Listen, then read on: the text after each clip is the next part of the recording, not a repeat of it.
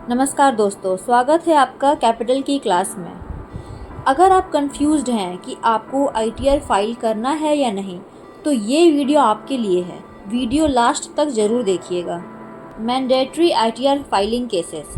सबसे पहले बात करते हैं मैंडेटरी यानी अनिवार्य मामलों की। अगर इनमें से कोई भी शर्त आपके ऊपर लागू होती है तो आपको आईटीआर फाइल ज़रूर करना है।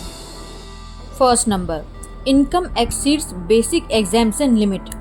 अगर आपकी total income basic exemption limit से ज़्यादा है तो आपको आईटीआर भरना अनिवार्य है। इस लिमिट के बारे में हम वीडियो के अंत में विस्तार से बात करेंगे। सेकंड नंबर, 1 करोड़ से ज़्यादा रकम करेंट अकाउंट में जमा किया है। अगर आपने पिछले साल 1 करोड़ रुपए अपने करेंट अकाउंट में जमा किए हैं तो आपको आईटीआर फाइल करना होगा। थर्ड नंबर, 50 लाख से ज़्यादा सेविंग्स अकाउंट में जमा। सेविंग्स अकाउंट में 50 लाख से ज़्यादा की जमा रकम आईटीआर फाइलिंग को अनिवार्य बनाती है। फोर्थ नंबर, विदेश यात्रा पर 2 लाख से ज़्यादा खर्च किया है।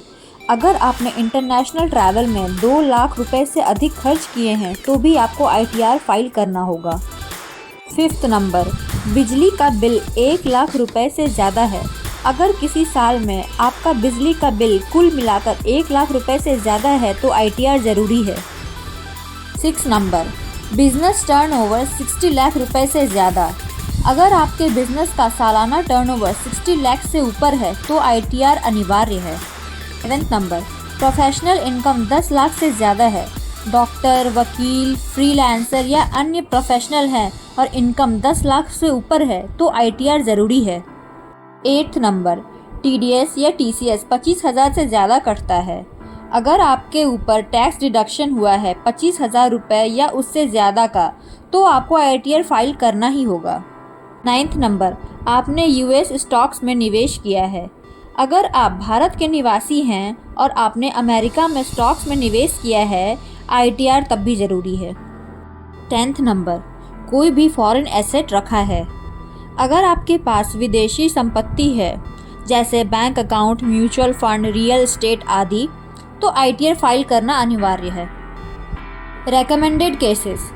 अब बात करते हैं रेकमेंडेड यानी सुझाव दिए गए मामलों की। इनमें आईटीआर फाइल करना अनिवार्य नहीं है लेकिन सलाह दी जाती है। First number, loss carry forward करना है।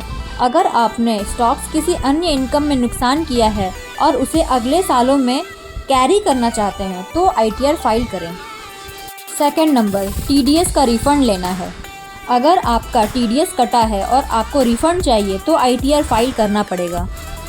थर्ड नंबर, एआईएस रिपोर्ट में हाई वैल्यू ट्रांजैक्शन है।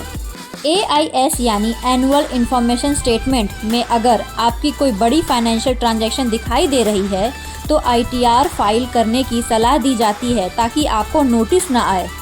Special cases.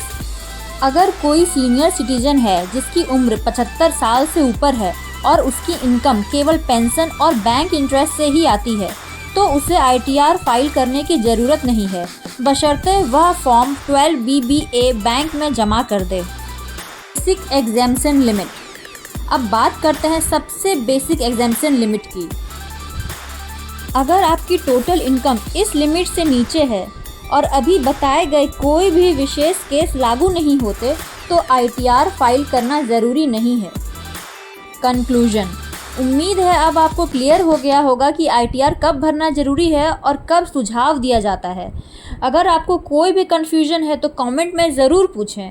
वीडियो पसंद आया हो तो लाइक करें, चैनल को सब्सक्राइब करें और शेयर करें। Thank you.